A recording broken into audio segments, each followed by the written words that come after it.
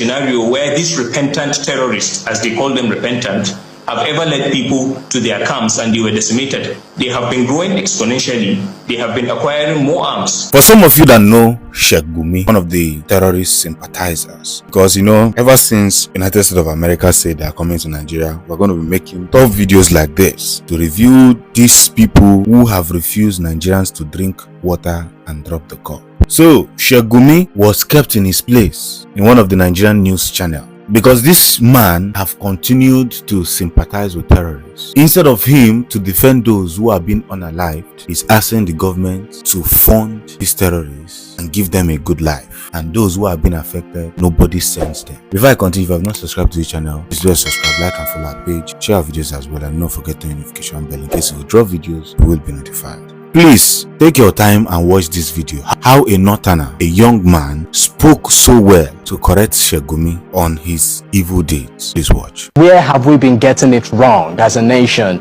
Why are we still having this conversation even after many years and several efforts? One of the key reasons why we are getting it wrong is because of people like Sheikh Gumi. In a clear case of a war, because he's talking about bloodshed, there has been bloodshed. Nigeria has been a theater of war for almost 2 decades. Possibly it is not affecting him directly because most of the casualties, most of the mass murders is that of Christians.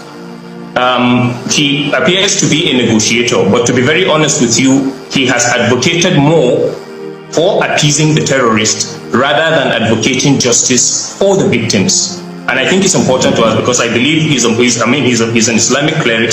He understands the concept of justice. How do you deal with a scenario of people raping women, people killing soldiers, people decimating homes, people sacking communities, but then the strength of your advocacy is that the government should appease them? Where in the whole world, in the history of any war, whether guerrilla warfare, whether military warfare, have you ever found a situation where there is an active bloodshed going on and then you believe that appeasing the criminals that are carrying out these genocidal attacks and infusing them into the military will help? From the very beginning, when the notion of amnesty, de-radicalization and integration began, we have never seen a scenario where these repentant terrorists, as they call them repentant, have ever led people to their camps and they were decimated. They have been growing exponentially. They have been acquiring more arms. So that is basically the problem we are having. We are getting it wrong simply because we have managed to create a false narrative. An example is we have managed to compartmentalize terrorism or these Islamist activities to look as if it is only Boko Haram that is doing it. The reason is because the rest of the terrorist groups that are jihadist in nature have been forged into different names. For instance, he's talking about two fighting. There is no two fighting anywhere. It is important also, we would love it if you are able to have an example of one Christian militia that is operational in either Sokoto or any of the Muslim dominant state that have been raping women and killing people, then we can understand that. And at least the Muslims will equally lend their voice and say, okay, whatever it is the Americans are claiming that the Christians are suffering from, we are also suffering from it. And since it is all about eradicating terrorism, then good, come and eradicate them. But I think the problem is not just because there are foot soldiers who are killing people.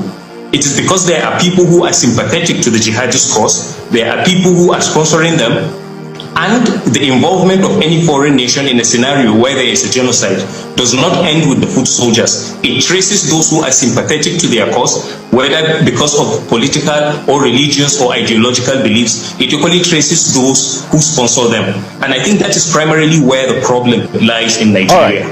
We are not sincere with the war against terrorism. Once it involves, because wherever you go to, we can't force ourselves. Most of the time you find a lot of Muslims claiming that these people, they are not truly representing Islam and all of that, blah blah blah and all of that. But the truth is that there is an Islamist, well-armed Islamist jihadist group that has been massacring Christians. And what we find, unfortunately, people who should be speaking or condemning this act are busy trying as much as possible to create sympathy for them. You can imagine him saying that killing the terrorists will now amount to genocide.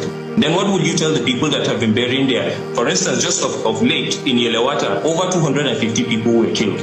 But he describes that not as a genocide. He says two fighting.